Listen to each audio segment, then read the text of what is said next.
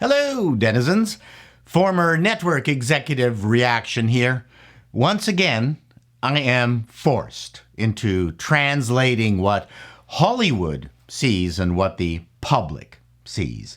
So many of you seem to be bent out of shape over Star Trek this and Star Wars that these days. Amazon's LOTR has been quiet of late, but holy crap, just wait till they lance that boil in the fall and explode a volcano of pus on all of us. But I digress. I keep telling you, Hollywood lives in its own twisted reality distortion field. This is a term that was coined for Apple's Steve Jobs, his ability to bullshit his way around Apple's successes and failures. It applies to Hollywood also. Very early on, I admonished Disney Star Wars for mishandling the promotion of Obi Wan Kenobi, the show, by choosing to go down a rabbit hole of accusing the fandom of racism. Personally, I thought it was corporate cowardice to hide behind Moses Ingram and make her the face of this campaign when Disney Star Wars has no face at all. If I was Moses, I wouldn't be mad at the initial handful of louts that DM'd racist comments. I'd have been mad at Disney Corp for making her the soft, fleshy, exposed rampart to Disney's sniveling cowardice. No matter how much support Disney shills or Ewan McGregor gave Moses, she's still human and probably had a few sleepless nights over this. I felt badly for her. For all the misdirected hate I got for admonishing Disney, not a single one of you flying monkeys called Disney to task for abusing Ingram in this way.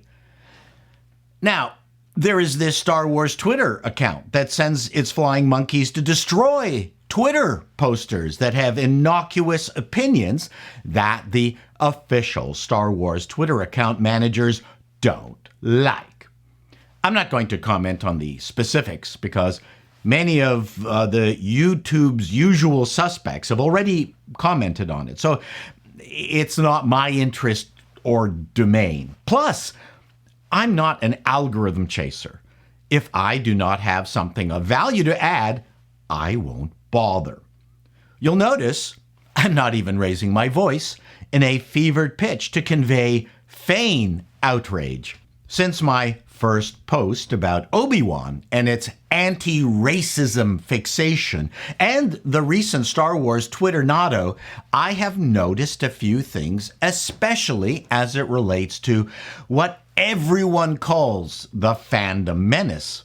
Without having any data at my disposal, I would imagine that there would be a disproportionate ratio of Star Wars, Disney, LOTR fans on Twitter versus, let's say, fans of BBC World Report. There's whole swaths of the world who aren't here and don't care a tinker's cuss what we're doing. Then there are the social media platform rankings. Facebook and YouTube are at the top of the food chain, while Twitter is way, way down at 15 out of 17. Yet the Star Wars Twitter kerfuffle is big news around these parts. Well, it ain't of interest to the person trying to fill their car with gas. Before I get to the showbiz bubble, I have noticed that while the delicate souls at Disney Star Wars and Amazon LOTR love lumping their detractors into one toxic label to further their agenda, there are actually a couple of groups. There are the actual fans who are, I think, genuinely interested in supporting good product no matter where it comes from. Then there are the Twitter trolls that add only noise, repeat things other people have written, and write childishly offensive shit by way of their anonymous accounts. I don't believe they are part of the fandom. I think they are just assholes that live on social media for no other reason than to be assholes. It's their entertainment when they come home to their foster parents after taking remedial English classes. While it is easy to mix up the genuine fans with this lot, I think it's disingenuous of Disney, Star Wars, and Marvel to lump them all together. But I fully understand that it is to their benefit to do so, because they're lazy asses.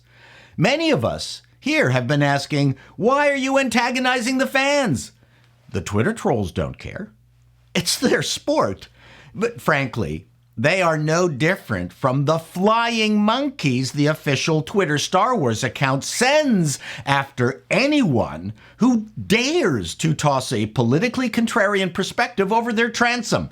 As I said in my previous videos on this topic, I have no idea how this is helpful now or for the future of the Disney brand. Perhaps Disney management understands the meager influence Twitter really has on the wider public at large, and by wider, I'm not referring to those Disney World plus-sized families lined up at the all-you-can-eat breakfast buffets. And management is just letting the kids with facial hardware and sleeve tattoos have some fun and occupied as Disney Corp marches to their capitalist drumbeat. Getting back to Disney Star Wars Twitter flying monkeys, it was interesting that many of you monkeys accused me of being racist for previous videos when I never said anything bad about the Reva character nor the show. I still haven't seen it. Back to Hollywood. Ironically, Twitter is an excellent bellwether of Tinseltown's insular gulag. Hollywood has always been influenced by industry-specific news organs like Variety and The Hollywood Reporter.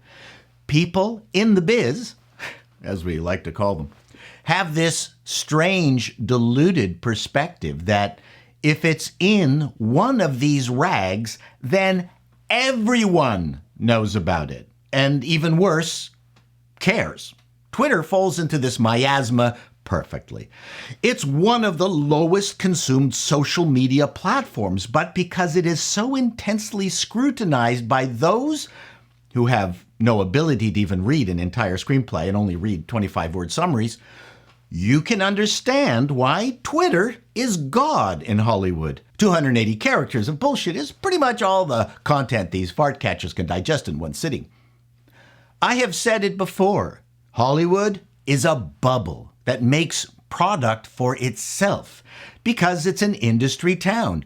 And you will be constantly running into people who want to sell scripts to you, or fuck, or both.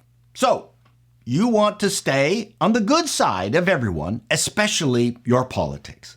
Ironically, you could be a total C-word to people. That's okay, as long as you've got pronouns in your Twitter bio. Twitter is important because everyone in Hollywood consumes it. Therefore, it has massive influence in the bubble. So, when the Star Wars Twitter account sends its flying monkeys out to harass a poor Twitterer to the point where they choose to shut down their account, it's a Pyrrhic victory in the long run for Star Wars, because all it does is generate negativity, hurts the brand, and is absolutely not sustainable. I think the execs know this. Not everyone can be that stupid. I don't think board members are. So just remember, when you see Star Wars, Marvel, Star Trek official Twitter accounts rage tweeting, it's just a way for the corporations to provide a petting zoo for their SJWs to masturbate in, far away from the more serious decisions that will be forthcoming. Till next time, denizens, be seeing you. Oh, did I just say masturbate and forthcoming in the same sentence? Oh, Paul, you are so bad.